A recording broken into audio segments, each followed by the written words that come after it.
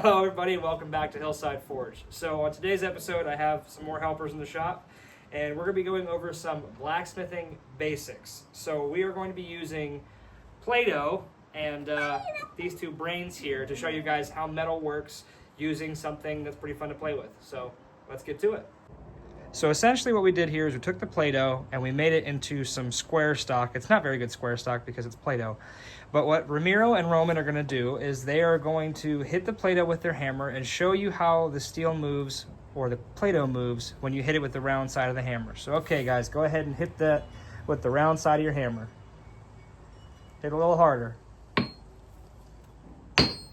This is an example of a rounding hammer. It has one face that is dramatically rounded, which moves material very fast in all directions.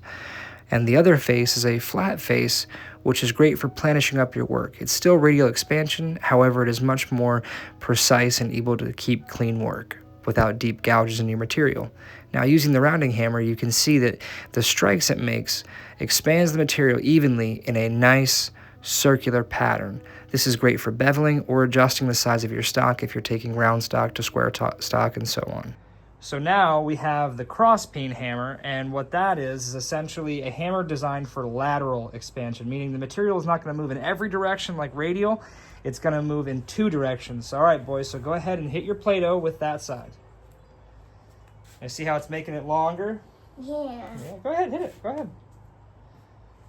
Okay. You just like the square too much, want to mess with it. I'm making a circle.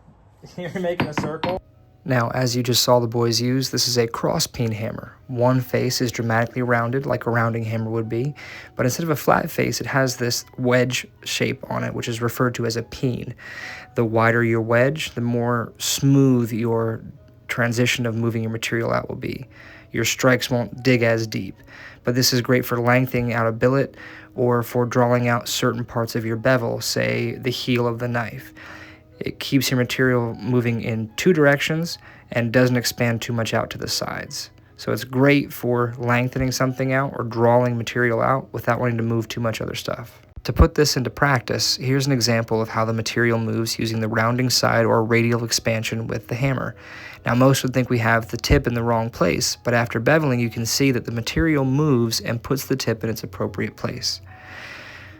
Although it is Play-Doh and it moves very fast, the principles are still the same when using hot metal.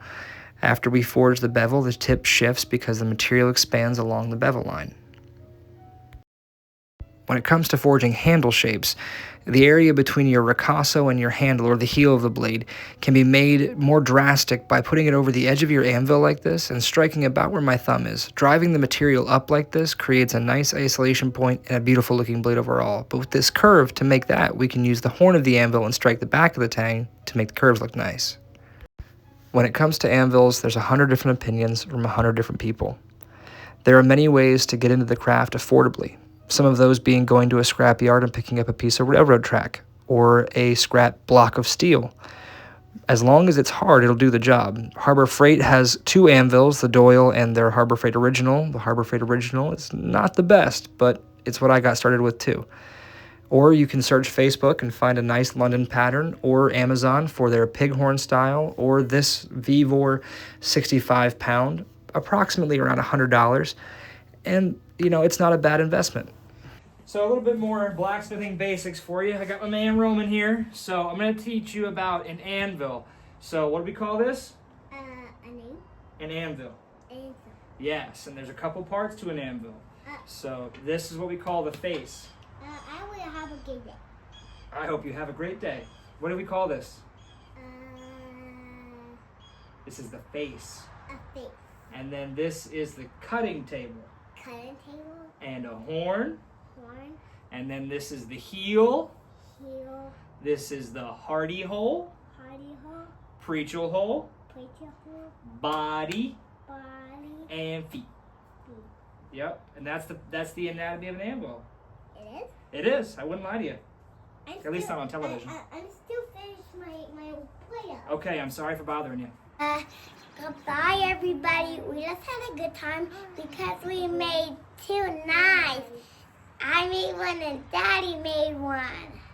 And later I might do.